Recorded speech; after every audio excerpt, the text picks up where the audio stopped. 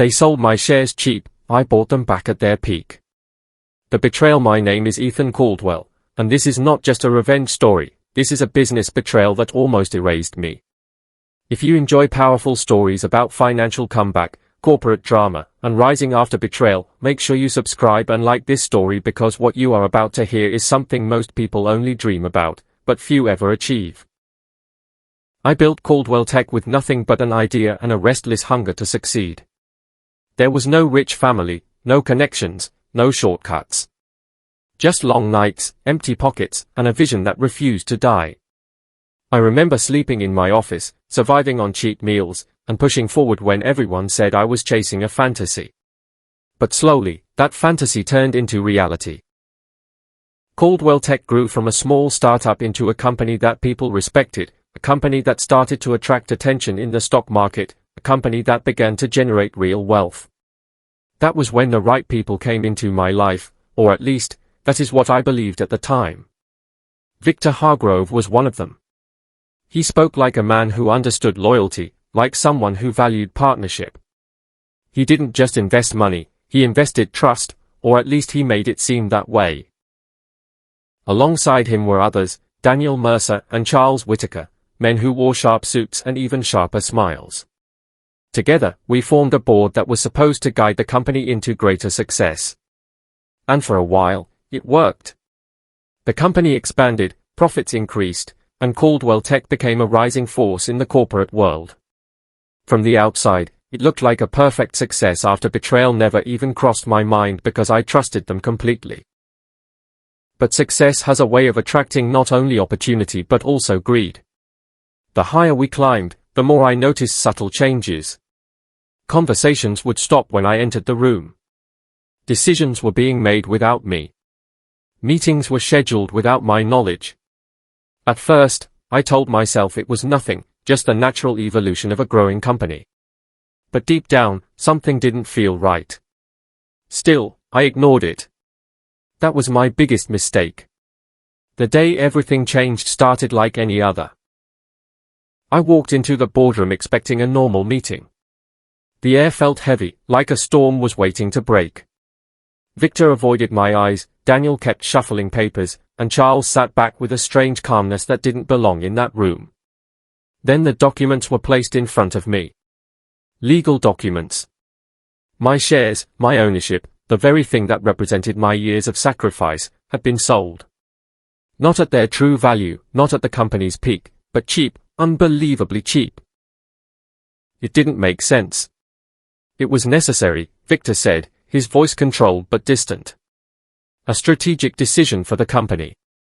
Strategic decision. Those words echoed in my mind like an insult. They had taken my power, my position, and my future, all under the cover of corporate language. This was not strategy, this was a calculated business betrayal. A move designed to push me out while the company stood on the edge of becoming even more valuable. I looked around the room, searching for something, anything, that felt real. But all I saw were faces that had already decided my fate. They spoke about growth, about stability, about protecting the company, but none of it included me anymore. In that moment, I realized something that changed everything. I was no longer the owner of my own vision. I had become a stranger in the company I created. The anger inside me was sharp, but I didn't let it show. Not there, not in front of them. Because anger is loud, and loud people lose control. And I was not going to lose control. I signed nothing, argued nothing, and begged for nothing. Instead, I simply closed the file, stood up slowly, and looked directly at Victor. There was no fear in me, only clarity. They thought they had won. They thought this was the end of my story, another fallen founder in a world full of corporate drama and power shifts. As I walked out of that boardroom, I could feel their confidence behind me, the quiet belief that they had secured their victory. But what they didn't understand was that this was not the end, this was the beginning of something far more dangerous. Because when you take everything from someone who built from nothing, you don't leave them empty, you leave them focused. And in that moment, as the doors closed behind me, I made a silent promise to myself. They sold my shares cheaply, but one day, I would return.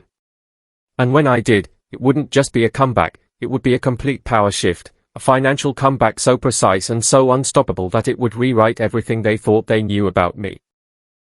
So stay with me, because this story is just getting started, and if you believe in rising after betrayal, in underdog revenge, and in turning loss into power, then make sure you subscribe, like this story, and follow every step of this journey, because what comes next will change everything. The fall losing everything is never loud at first, it is quiet, slow, and deeply personal, and for me, it marked the beginning of a painful chapter in this revenge story, one filled with doubt, silence, and the heavy weight of business betrayal. The days after I left Caldwell Tech felt unreal, like I had stepped out of my own life and into someone else's failure. The same phone that used to ring non-stop with investors, partners, and opportunities suddenly went silent. Messages stopped coming in, invitations disappeared, and the people who once stood beside me in boardrooms and celebrations were nowhere to be found. This is the part no one talks about in a financial comeback story, the part where you sit alone and question everything you thought you knew. I had gone from being a respected founder in a growing corporate empire to someone people avoided mentioning. It was as if my name had been erased from the success I created. The media began to spin their own version of events, calling it a strategic shift, a leadership transition, even a necessary move for stability, but I knew the truth. This was corporate drama built on betrayal, a calculated move designed to push me out before the company reached its true peak. Every headline felt like a reminder that the world believed I had lost, that I had been outplayed in a game I created. For a moment, I almost believed it too. I moved into a smaller place, far from the life I once lived, and for the first time in years, I had nothing but time. Time to think, time to reflect, and time to face the uncomfortable truth that I had trusted the wrong people. There were nights when I sat in complete silence, replaying every decision, every conversation, every moment that led to my fall. I asked myself if I had been too naive, too focused on growth to notice the cracks forming around me. But deep down, beneath the doubt and frustration, there was something else beginning to grow, something stronger than regret. It was clarity. One evening, I turned on the television and saw a report about Caldwell Tech. The company was thriving, expanding into new markets, attracting global attention, and most importantly, its stock market value was rising rapidly. They were reaching the peak I had always envisioned, the very peak they had pushed me out before we could reach together.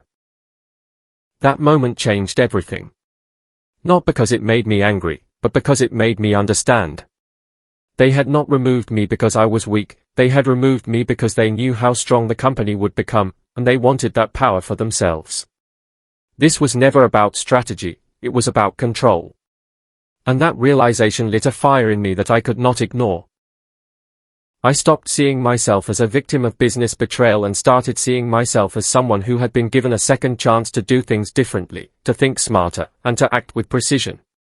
This was no longer just about loss, this was about a comeback, a calculated and patient financial comeback that would redefine everything.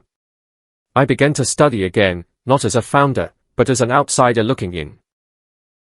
I watched the market closely, tracking every movement of Caldwell Tech's shares, every decision made by the board, every expansion they announced.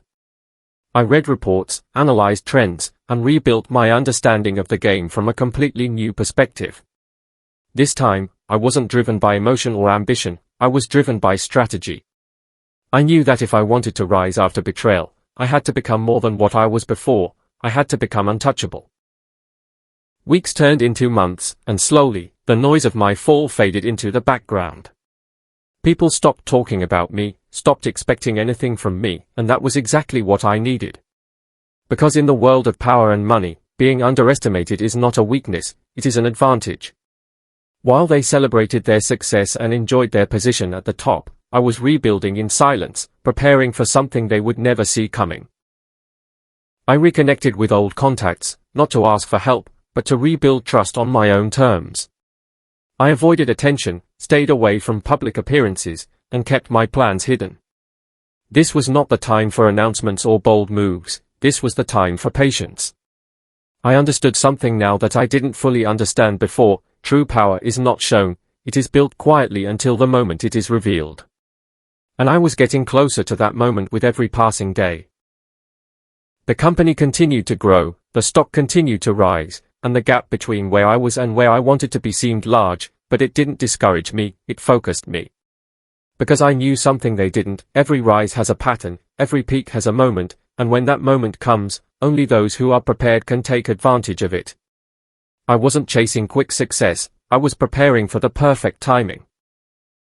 This was no longer just a story about being pushed out, this was becoming a story about power shift, about reclaiming what was taken, and about proving that even after the deepest fall, a true underdog's revenge is always possible. So if you think this is where the story slows down, you're wrong. This is where it sharpens, where every move begins to matter, and where the real game begins. Because I was no longer the man they removed from the boardroom, I was becoming something far more dangerous, someone who had nothing left to lose and everything to prove, and when the time came, I would not just return, I would take back everything they thought was theirs and more. The silent return revenge stories are often told with noise and drama, but the truth is far more dangerous. Real power moves in silence, and my return began not with a loud announcement but with a quiet decision that would change everything. By now, the world had forgotten about me, the headlines had faded, the corporate drama had moved on, and Caldwell Tech was standing strong at the top, exactly where I had always planned for it to be. Their success was no longer painful to watch, it was useful, because every rise in their stock market value brought me closer to executing the greatest financial comeback of my life. I had spent months studying, observing, and understanding the patterns behind their growth, and now, I was ready to act. This was not just about buying shares, this was about strategy, timing, and precision, the kind of calculated movement that defines a true business comeback. I started small, almost invisible, purchasing shares through different channels, spreading the transactions in a way that no one would trace back to me. It wasn't about speed, it was about control.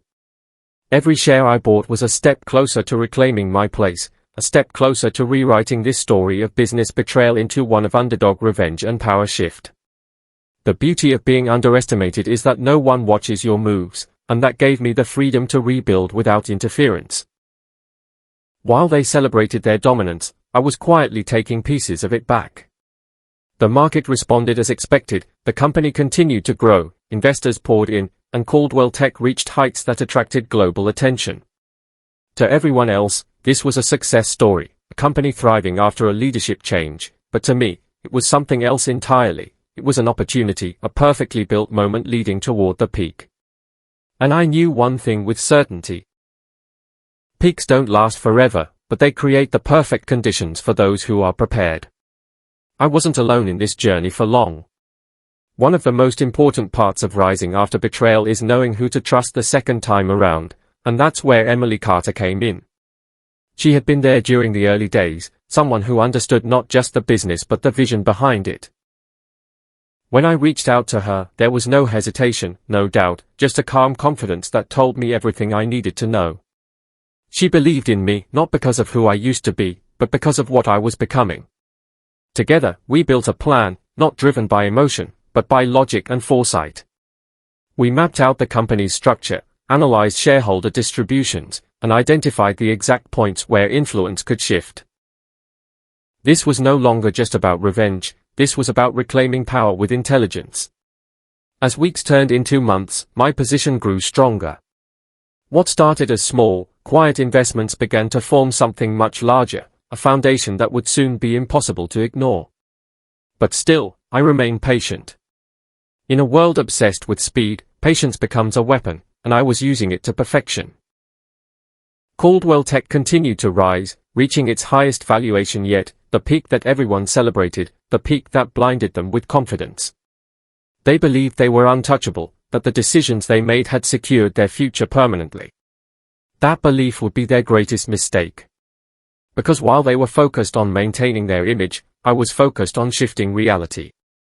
Every move I made was deliberate, every step calculated, and every decision aligned with one goal. Complete control. This was the essence of a true financial comeback, not just returning to where you were, but returning stronger, smarter, and impossible to remove. There were moments when I could have acted sooner, moments where impatience tried to creep in, but I resisted it. I understood something now that most people never learn: timing is everything. Acting too early would have exposed me, acting too late would have cost me the opportunity, but acting at the right moment would change everything. And that moment was getting closer. The numbers told the story clearly. The company had reached its peak, the stock was at its highest, and the board was more confident than ever. They believed they had won the game, but they didn't realize the game had only just begun. Behind the scenes, my position had grown into something powerful, something that would soon disrupt everything they thought was secure. The silent return was no longer just a phase, it was becoming a force. I was no longer rebuilding, I was preparing to reveal. This was the turning point, the moment where a story of loss transforms into a story of dominance, where a man who was once pushed out returns not as a participant but as a controller of the outcome. And the most dangerous part of it all was that they still had no idea. They didn't see the shift happening beneath them, they didn't feel the ground changing, and they didn't expect the storm that was about to hit. Because in their world, I was still the man who lost everything, the forgotten founder, the name that no longer mattered. But in reality, I had become something else entirely, someone who had mastered the art of silence, strategy, and precision. And very soon, that silence would break, not with chaos, but with a move so powerful that it would redefine everything, a move that would prove once and for all that true power doesn't announce itself, it reveals itself at the perfect moment, and when it does, there is nothing anyone can do to stop it. The reversal. There is a moment in every great revenge story where silence ends and power finally speaks, and for me, that moment arrived on a morning that looked ordinary to everyone else but carried the weight of everything I had rebuilt. Caldwell Tech had reached its peak, the stock market was celebrating, investors were confident, and the board believed they were standing on unshakable ground, but what they didn't know was that the ground beneath them had already begun to shift. This was not just another day in the world of corporate drama, this was the day everything would change, the day a carefully planned financial comeback would become undeniable reality. I walked toward the same building I once left with nothing but quiet determination, but this time, I wasn't returning as a forgotten founder, I was returning as a force they could no longer ignore. The doors opened, the familiar halls greeted me, and for a brief moment, memories tried to surface, but I pushed them aside. This was not about the past, this was about control. As I entered the boardroom, the room fell into a silence that felt heavier than any words. Victor Hargrove looked up first, confusion quickly turning into disbelief. Daniel Mercer froze, and Charles Whitaker leaned forward as if trying to understand something that didn't make sense to him. To them, this was impossible because in their version of the story, I was gone, finished, erased from the equation. But reality had changed, and they were just beginning to see it. I took my seat calmly, not at the side of the table where I once sat as a participant, but at the head, the place where decisions are made and power is held. No one stopped me, because they couldn't, not anymore. The documents were already prepared, every share I had accumulated, every strategic move I had made, every quiet decision that built my return was now laid out in front of them as undeniable proof. This was not a negotiation, this was a declaration. The largest shareholder of Caldwell Tech was no longer them, it was me. The room shifted instantly, and the confidence they once carried began to crack, replaced by uncertainty and disbelief. Victor was the first to speak, his voice no longer steady. "This doesn't change anything," he said, trying to hold on to control that had already slipped away. But it changed everything. Because power in the corporate world is not about words, it is about ownership, and ownership has shifted completely. This was the power shift they never prepared for, the exact moment where a story of business betrayal turns into one of complete reversal. They tried to argue, to question the process, to find a way to reverse what had already been done, but every move they made was too late. The structure was clear, the shares were real, and the control was mine. I didn't raise my voice, I didn't need to because true authority does not shout, it simply exists. I looked around the room, meeting each of their eyes, not with anger, but with clarity. This was never about revenge driven by emotion. This was about balance, about restoring what was taken and proving that a true underdog's revenge is built on patience and strategy, not impulse. For the first time, they understood the mistake they had made. They had underestimated me, believed that removing me from the company meant removing my influence, but they failed to realize that I was the foundation of everything they built upon. And now, that foundation had returned, stronger than before. The meeting continued. But the tone had changed completely. What once felt like a place where I was excluded now felt like a space fully under my control. Decisions were no longer made around me, they were made by me. Every vote, every direction, every future plan now passed through my hands. This was not just a comeback, this was dominance re-established at the highest level. The same people who once pushed me out were now sitting in front of me, powerless to stop what was happening. And still, I remained calm, because this moment was not about proving a point through noise, it was about showing them that the game had changed entirely. As the meeting came to an end, there was nothing left for them to hold on to. The illusion of control they once had was gone, replaced by a reality they could not deny. I stood up, not in victory, but in certainty, knowing that everything I had worked for had finally come full circle. This was the peak, not just of the company, but of my journey back to power. They sold my shares cheap thinking they had secured their future, but in doing so, they created the exact path that allowed me to return stronger, to buy back everything at the perfect moment, and to take full control when it mattered most. As I walked out of that boardroom, the same doors closing behind me, the difference was clear. The first time, I walked out with nothing but a promise. This time, I walked out with everything.